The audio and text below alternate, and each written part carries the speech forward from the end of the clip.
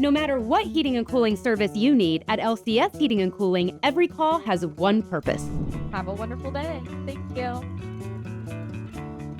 Your comfort, our mission. Your comfort, our mission.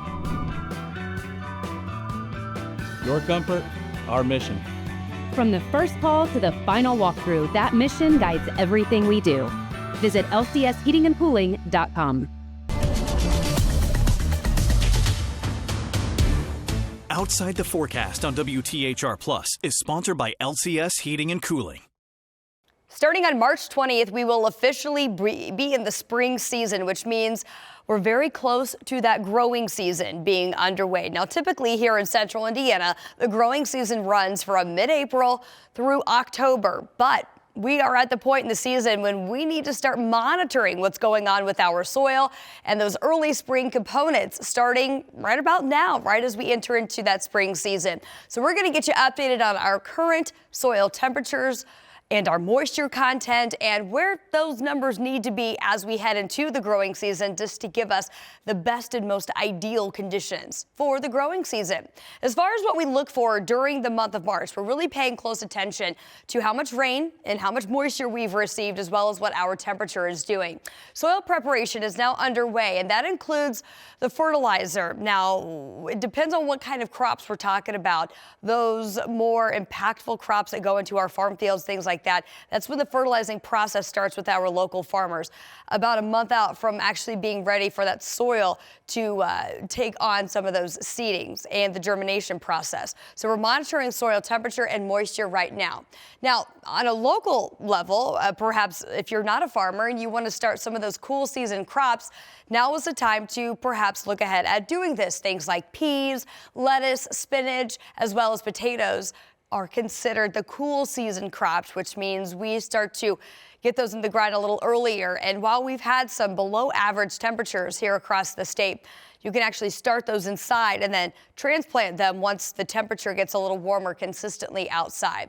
Now, your major field crops, as I mentioned, corn, soybeans, things like that, they are planted after that last frost. So it's important to know when we have typically that last frost of the season. So this is a breakdown of the median date that we have our last 32-degree freeze or below. Now, this is typically in northern Indiana, April 21st through the 30th, but you can see we've got a lot more variability across the southern half of the state. I want to put some dates on here and kind of talk about how this impacts northern versus southern Indiana more specifically.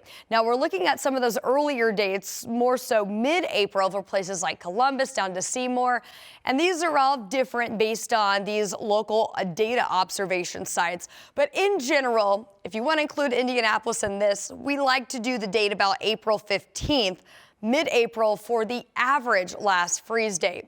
And then in northern Indiana, you can add 10 to 15 days onto that when we typically see our last freeze date, more so April 27th up in Kokomo, Fort Wayne, April 25th there, and April 29th for South Bend. Here are a couple of other dates that I want you to keep in mind. We talked about that April 15th date, but the record latest freeze is May 27th. That goes all the way back to 1961.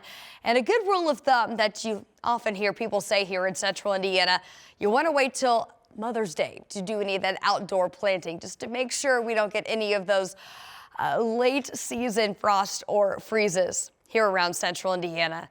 Now, the record earliest last freeze date, March 24th, 1998. So there's a pretty wide range, but we like to stick with that April 15th date on average. Let's talk about soil temperature, because this is really important when it comes to germination. If you want the seeds to survive in the ground and then start sprouting, we need to pay close attention to what that soil temperature is doing. Now, the cool season crops, like I was talking about, spinach, lettuce, peas, potatoes, things like that, need a soil temperature of 40 to 50 degrees. Ideally, for those major crops, things like corn and soybeans, farmers like that soil temperature to be consistently at 50 degrees or above. Now, there is a risk. Planting in too cool of soil could potentially lead those seeds to rot and then not germinate uniformly, which means we could have when it comes to harvesting, not the field that we would anticipate. So very important at the early part of the season to pay close attention to what the soil temperature is doing. Now, how do you measure soil temperature? A couple things that we can do in order to get these. A lot of the farmers and those who have gardens know this rule of thumb, but it's important to take readings at a 1 inch to 2 inch depth for seeds. And then if you are transplanting something that you started inside and you're moving it outside, we need to go a little bit deeper. So a reading at 4 to 6 inches, more optimal for a situation like that.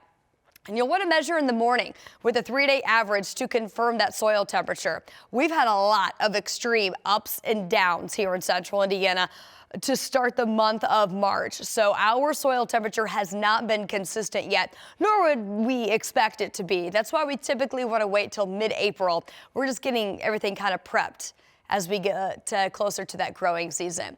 And you really need to know what kind of soil type you're dealing with. Is it a sandy soil? Is it a clay soil that's likely going to warm up and cool down faster? And also that moisture with that soil type is going to have something that plays into how quickly this heats up and cools down. So this is variable as far as what our current soil temperature is.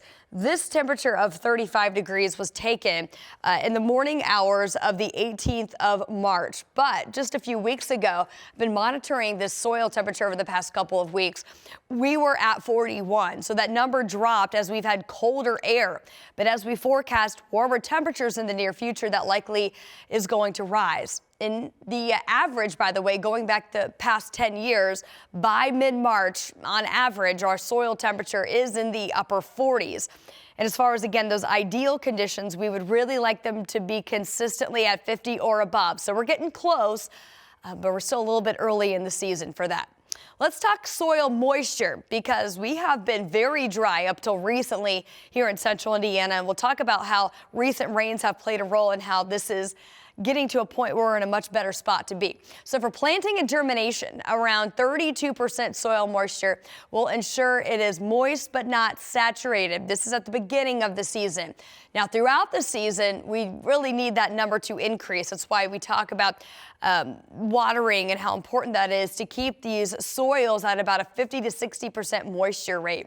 And again, different soil types maintain that moisture longer than others. Sandy soils have a lower water holding capacity versus clay soils hold on to that water a little longer. So you would water plants in clay soils a lot less than you would if it's a sandy soil type situation. So there's a lot of factors here that come into play when we're talking about soil moisture. But here's a couple things we can do in order to measure, to get that percentage to know where we're at. A lot of our farmers use in-field sensors, and they measure the VWC, the volumetric water content. But if you do not have that, you can do it just by the field test. Here's what that means. If you squeeze a handful of soil, you pick it up off the ground, you squeeze it, and it creates kind of a clump. It should form a ball that holds together but crumbles easily under pressure. If it creates a ribbon, so you hold on to it and you can see it in your fingers, it's too wet. And if it won't form a ball, it's too dry. If it just kind of falls apart. So that's kind of a simple soil test. You want it to kind of hold together but not stay so tight. So it needs to be kind of right there in that 30 to 40% range, and that's what it would give us. So a simple test that you can do at home. So what is our current soil moisture in Indianapolis as of March 18th? It is measuring at 31.47%. It's actually a little bit above average.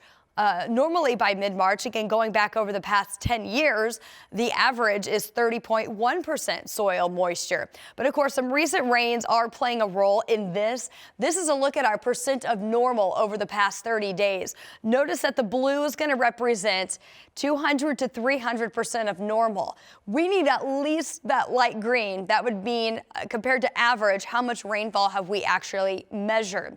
Over the I-70 corridor and just south, because of some recent heavy rainfalls, Indianapolis is reporting nearly 270% more rainfall. That means we're above average. And it's really important that this stretch of Indiana here, from Muncie to Kokomo to Lafayette, continues to receive above average rainfall, because this is the zone we have seen exceptional and extreme drought be reported. Now, this is the latest drought monitor.